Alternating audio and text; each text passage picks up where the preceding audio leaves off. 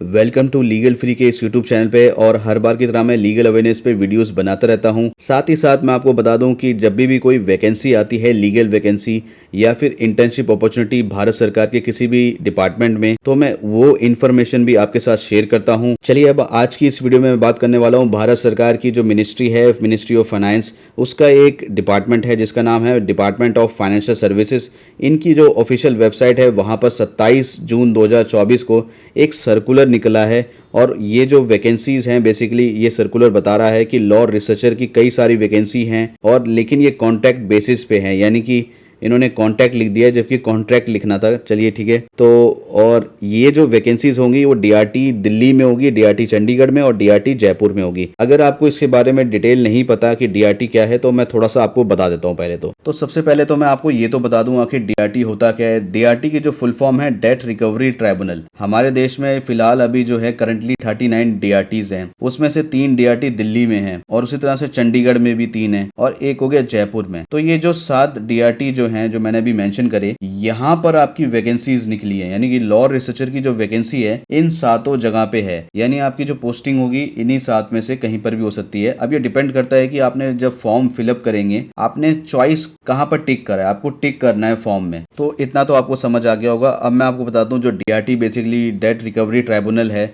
यहाँ पर किस तरह के केसेस की डीलिंग होती है। बेसिकली लोन डिफॉल्टर्स होते हैं, उनकी प्रॉपर्टी को सीज करना, ऑक्शन करना, फिर उनसे रिकवर करना पैसा, बैंक उनके खिलाफ केस करता है, तो वो इस तरह की डीलिंग यहीं पर ही होती है, केस यहीं फाइल होते हैं। या यूं कहिए इंसॉल्वेंसी, बैंक्रप्सी जो होती है उससे रिलेटेड यहाँ पर केस फाइल होते हैं। और यहाँ पर जब कोई हार जाएगा तो यहाँ पर अपील करता है DRAT में, यानी कि डेट रिकवरी अपेलेंट ट्राइब्यूनल में। और यहाँ पर कि अगर यहाँ पर भी वो हार जाता है तो इसके ऊपर फिर ऑनरेबल हाई कोर्ट है और उनके ऊपर आपको पता ही है ऑनरेबल सुप्रीम कोर्ट है। तो चलिए वापस सर्कुलर पे चलते हैं। चलिए बैक टू सर्कुलर, और सबसे पहले बात कर लेते हैं एसेंशियल क्वालिफिकेशन क्या मांगी है। तो ये देखिए आपके सामने है। तो बैचलर डिग्री इन लॉ बोला है, यानी कि LLB डिग्री है अगर आपके पास तो आप अप्लाई कर सकते हैं। यहाँ पर LLM भी लिख दिया गया है, यानी अगर आपने LLM भी कर लिया है तो आप अप्लाई कर सकते हैं। बस इतना ध्यान रखना है विद मिनिमम यानी कि 55% मार्क्स मांगे गए हैं। और यहाँ पर जो एज लिमिट देख लेते हैं, 21 से कम के नहीं होने चाहिए, साथ ही साथ 30 से ज़्यादा नहीं होने चाहिए। और अब मोड ऑफ सिलेक्शन भी पढ़ लेते हैं भाई क्या इन्होंने बताया। तो बेसिकली ये कॉल्ड फॉर इंटरव्यू करेंगे जब आपके फॉर्म इनके पास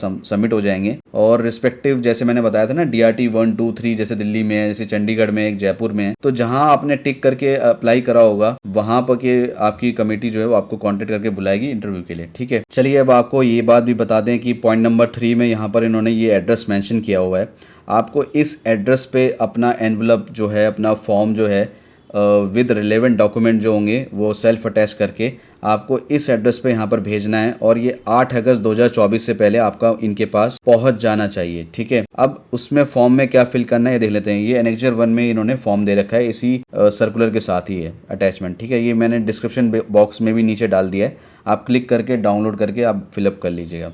तो यहाँ पर सबसे पहले पासपोर्ट साइज फोटोग्राफ आपको लगानी है, फिर उसके ऊपर देखिए साइन भी करना है। ध्यान रखिएगा फोटो लगाने के बाद कई लोग साइन करना ही भूल जाते हैं, तो साइन भी करना है उसके ऊपर। ठीक है। यहाँ पर आपने पर्सनल डिटेल लिख दी, अपना ईमेल जरूर दीजिएगा, मोबाइल नंबर दे दीजिएगा ताकि वो इंटरव्यू के लिए कॉल कर सके। आपने एड्रेस बता देंगे। देखिए अब सबसे इंपॉर्टेंट बात, पॉइंट नंबर 9 मैंने आपको बताया था ना, DRT 1, 2, 3 दिल्ली में, चंडीगढ़ में भी 3 है, जयपुर में 7 में ये वैकेंसी निकली है। अब उनको कैसे पता कि आपको कहाँ अप्लाई करना है, तो यहाँ पर आपको टिक करना है जो भी आप कन्वीनियंट हो। ठीक है। ठीक है। अब हम बात कर लेते हैं एजुकेशन क्वालिफिकेशन। जैसे मैंने आपको पहले ही बता दिया, अगर आपने LLB कर रखी है तो यहाँ पर डिटेल वगैरह सारा दे दीजिएगा। और अगर आपको कंप्यूटर की नॉलेज है तो यहाँ जरूर मेंशन कर दीजिएगा। अगर आपको MS ऑफिस आता है, एक्सपीरियंस है, तो अगर आप कहीं किसी सीनियर और एडवोकेट के पास काम कर रहे हैं तो जरूर बताइए कि मुझे यहाँ जो इंटर्नशिप मैंने करी है। कोई पब्लिश हुआ आपका आर्टिकल अगर किसी नोन रिसर्च प्लेटफॉर्म पे तो जरूर बताइएगा। यहाँ पर आप इन्फॉर्मेशन दे रहे हैं, यहाँ पर साइन कर देंगे, डेट और प्लेस लिख देंगे, बस इतना ही इन्फॉर्मेशन आपको देनी है। और साथ ही साथ रेलेवेंट डॉक्यूमेंट में जैसे कि आपकी अगर आप यहाँ पर बताते हैं एजुकेशन क्वालिफिकेशन, ऑब्वियस सी बात है अगर आप 10th 12th का बताते हैं तो उसकी अपनी जो सर्टिफिकेट जरूर लगाएंगे, BCD का होगा, ताकि उनको प्रूफ मिल जाए ना कि आपने करा रखा है अपने स्टेट में। तो ये ध्यान रखिएगा। तो इस एड्रेस पे भेजना है 8 अगस्त 2024 से पहले। तो वीडियो को खत्म करने से पहले मैं 3 इंपॉर्टेंट बात आपके साथ शेयर करना चाहता हूँ और मुझे लगता है वो आपके मन में आ रही होगी। सबसे पहली बात कि आखिर अगर आपका सिलेक्शन हो भी जाता है तो आप काम क्या करेंगे। तो देखिए यहाँ पर duties and function of law researcher बता दिया गया है, आप ये पूरा पढ़ सकते हैं। लेकिन मैं ब्रीफ में बताऊं तो आपको जैसे कि कोई केस फाइल दे देंगे और उसका बोलेंगे कि भाई आप ब्रीफ बनाओ। और जो दूसरी अहम बात मैं बताना चाहता हूँ, terms and condition points number C, ये इसलिए इंपॉर्टेंट है। आप देख लीजिए यहाँ क्या लिखा है, the legal researcher will not accept any other assignment during term of assignment.